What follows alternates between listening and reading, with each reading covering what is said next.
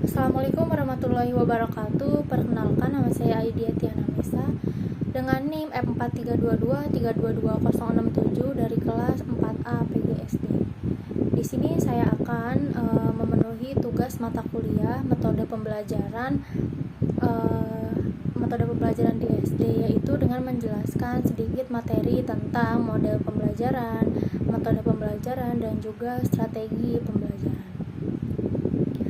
Langsung saja ya, yang pertama yaitu ada model pembelajaran. Nah, model pembelajaran ini adalah kerangka yang digunakan untuk merancang proses pembelajaran. Nah, yang dimana ada beberapa contohnya, yaitu yang pertama model pembelajaran kooperatif. Nah, model pembelajaran kooperatif ini itu melibatkan siswa untuk berdiskusi bersama-sama, yaitu dimana guru membuat siswa membentuk sebuah kelompok kecil dan mereka disuruh untuk berdiskusi bersama agar mencapai tujuan pembelajaran bersama. Nah, yang kedua ada pembelajaran berbasis masalah. Nah, pembelajaran berbasis masalah ini siswa dihadapkan langsung dengan masalah nyata, yang dimana masalahnya ini tuh harus dipecahkan dengan menggunakan analisis. Jadi siswa diminta untuk menganalisis sebuah masalah. Nah, yang ketiga ada pembelajaran terbalik. Nah, pembelajaran terbalik ini melibatkan siswa dalam belajar mandiri gitu. Jadi siswa disuruh untuk belajar mandiri di rumah, dan jika waktu belajar mereka di kelas itu digunakan untuk berdiskusi dan menerapkan pembelajaran yang mereka pelajari di rumah.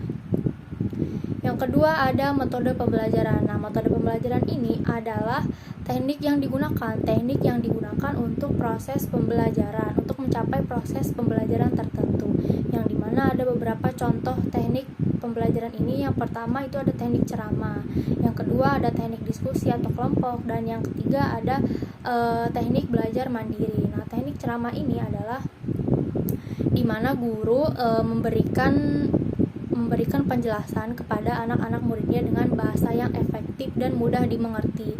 Nah, yang kedua ada teknik kelompok dan diskusi. Nah, teknik kelompok dan diskusi ini guru akan membuat murid itu dibagi menjadi beberapa kelompok kecil untuk mereka diskusi dan belajar bersama-sama temannya.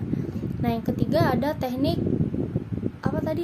belajar mandiri. Nah, teknik belajar mandiri ini adalah teknik di mana setiap siswa itu belajar materi sendiri. Jadi dia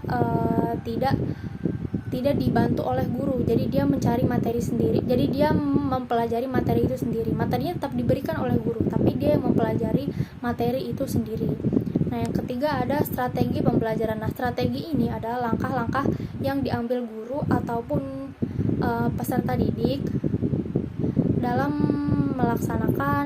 merancang, melaksanakan, dan mengevaluasi proses pembelajaran. Nah, contohnya seperti yang model juga, yaitu ada model pembelajaran kooperatif, diskusi kelompok, dan juga model pembelajaran berbasis masalah. Nah, selanjutnya di sini saya akan menjelaskan sedikit model pembelajaran yang saya ketahui, yaitu model pembelajaran terbalik. Nah, model pembelajaran terbalik ini yaitu di mana siswa ini disuruh untuk belajar mandiri atau belajar di luar kelas. Jadi guru nanti akan memberikan materi secara online, dan mereka bakal mempelajarinya sendiri di rumah. Nah, dan saat pertemuan kelas nantinya berlangsung, di kelas ini mereka tidak perlu mempelajari materi lagi, tapi mereka tuh berdiskusi dan menerapkan materi tersebut, menerapkan materi yang sudah guru kirim ke mereka kemarin. Lalu langkah-langkahnya apa saja? Yaitu langkah-langkahnya yang pertama ada pemilihan materi. Jadi sebelum melakukan pembelajaran ini, guru memilih materi apa saja yang akan diberikan kepada siswa untuk mereka belajar lebih efektif. Misal materinya tuh menggunakan materi video.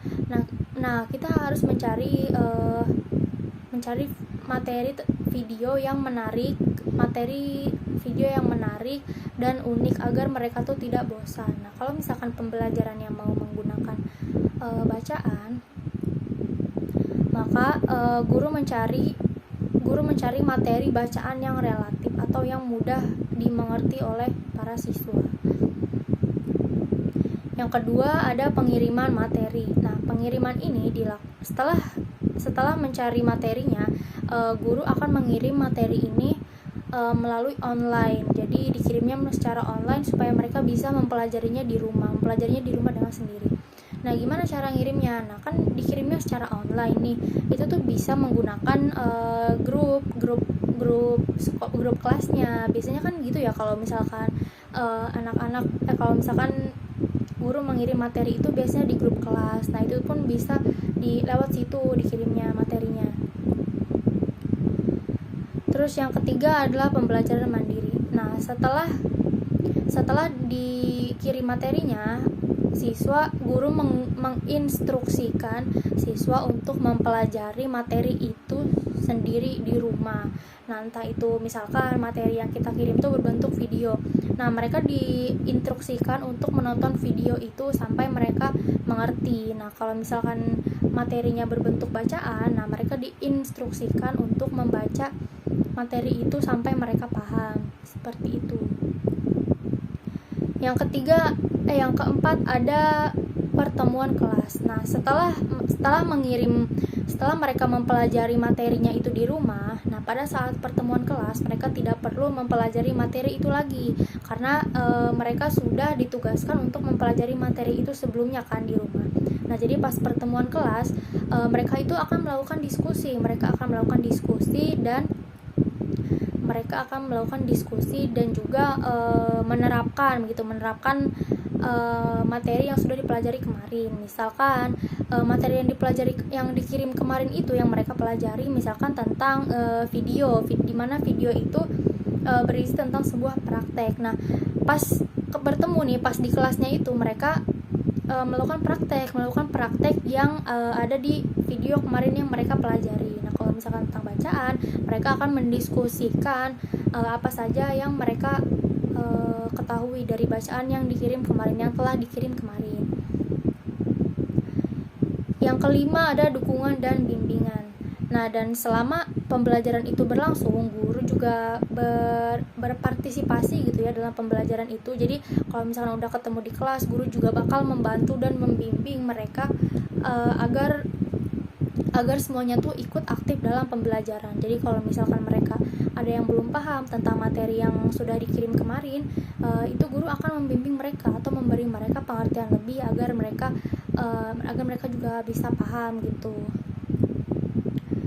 Terus yang keenam ada evaluasi. Nah, yang terakhir itu ada evaluasi. Jadi setelah mereka semua melakukan hal tersebut, jadi mereka mempelajari lalu mereka menerapkannya pas di kelas. Nah, setelah itu ada evaluasi, yang dimana evaluasi ini bisa berupa guru misalkan memberikan kuis kepada mereka supaya bisa melihat seberapa ngerti sih mereka gitu dalam pembelajaran kali ini gitu, dalam pembelajaran terbalik ini gitu. Kalau misalkan kuisnya mereka semua pada bisa, berarti model pembelajaran itu berhasil gitu. Kalau misalkan kurang bisa, mungkin guru akan mengulang kembali gitu tentang materi ini agar mereka bisa dan lebih paham lagi gitu, supaya lebih bisa lah gitu ya di evaluasi ini, di tahap evaluasi ini.